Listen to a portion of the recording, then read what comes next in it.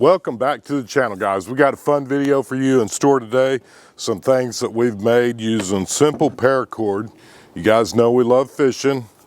We're going to show you why this is important, especially if you're hunting public land in a place where you can't cut limbs, trim limbs, that kind of stuff. These little tools, why you should be carrying them in your backpack or your saddle.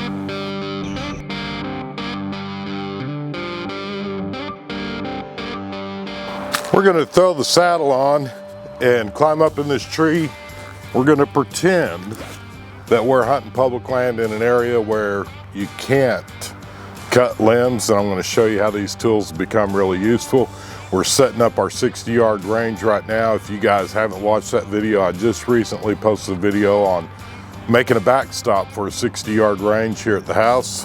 All right, so the plan is I'm going to crawl up here. You can see my platform is set roughly at 10 foot, but as you can see, and we'll kind of zoom over here, there's a bunch of limbs in the way right through here. See all these limbs?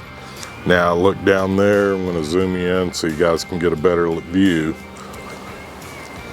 But there's our target, and that target is set up roughly 40 yards out. And these limbs right up in here are only about 15 yards out. And as you can see, we've kind of got these leaves in the foreground focused up, and there in the background, I'll zoom in, you can see, and now granted, that's a long shot. I'm not ever going to be taking a 40-yard shot, but what I'm trying to do is point out this. There's two things that are important.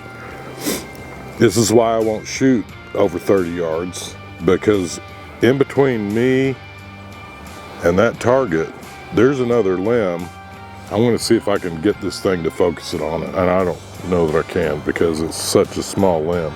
But it'd be just enough that would screw you up if you were trying to hunt. These limbs that are in focus right here is what we're going to try to get rid of because we're trying to get a clear shot down there. So a good part of this is trying to remember which limbs wing your way when you come back down out of the tree. All right, so this one here is kind of a little bit of a hook that I made out of just some fence wire that you just see. We're going to throw it up here and see if we can grab a hold of. There we go. We got it. We can go ahead and take that hook out in case we need it again for something else. But we got the carabiner on here. And just kind of cinch that up. We'll pull it over here out of the way. And just kind of tie this off to another tree that's close to the area that you're in. And that should have cleared that one out. Let's see what else we got. I think there's one or two more up here, plus this one right there. This one I think we can grab by our hand. Yep, we can grab this one by hand and we'll pull it out of the way. And that's where just a regular old piece of paracord with nothing tied on it will come in handy. We'll go ahead and use this one for that. All you got to do is just kind of girth hitch it around. And you guys may not be able to see me doing, these are roughly 10 or 12 foot pieces of paracord. All right, so that's looking pretty good right there. I think we need one more. And I'm gonna show you the advantage. We're gonna do this first with this 4 ounce, because I know everybody that is into saddle hunting, they're counting ounces. So this is as light as it'll get, but we need that bigger limb up here out of the way. I'm gonna show you why the 8 ounce would be better, because this 4 ounce gets stuck in there. It's not quite heavy enough to pull the paracord down. So you can see, you can throw it up there. If it's something small like this one, you can make it work. It ain't heavy enough to pull it. See, it's up there. I don't know if you guys can see it because you can't get it to come down. That's the problem with the 4 ounce. You shouldn't forget to pull it out of the tree. But now watch this. See how that 8 ounce, you can just kind of pop it a little bit. It's heavy enough that it will pull. Now then, we've got this tree So we can come over here and tie this to some other object out of the way, and we're just gonna kind of keep cinching it. Now I'm gonna crawl back up and show you the difference before and after, and that's just using 3 lines and a piece of paracord.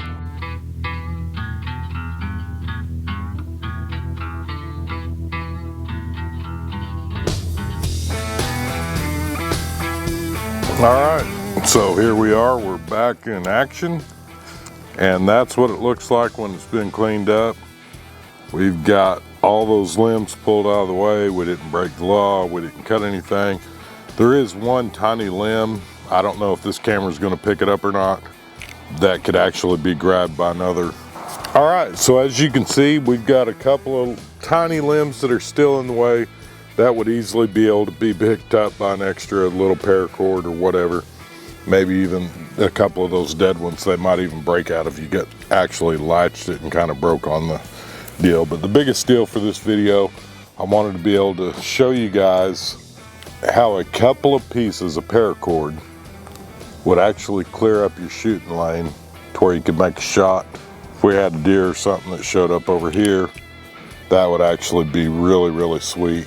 There's absolutely nothing in the way there.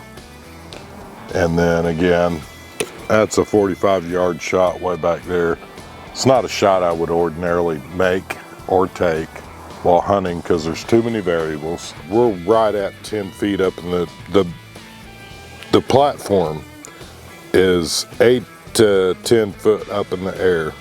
And as you can see, we're getting up here in the canopy to where that could create some issues when you're trying to shoot. So that's what this whole video is about, just trying to show you some other options. Guys, we appreciate your likes, comments, and subscribes. If you found any of this information useful or helpful, please consider sharing it. Thank you so much. I hope you all have a blessed week. And let's get outside and make something happen.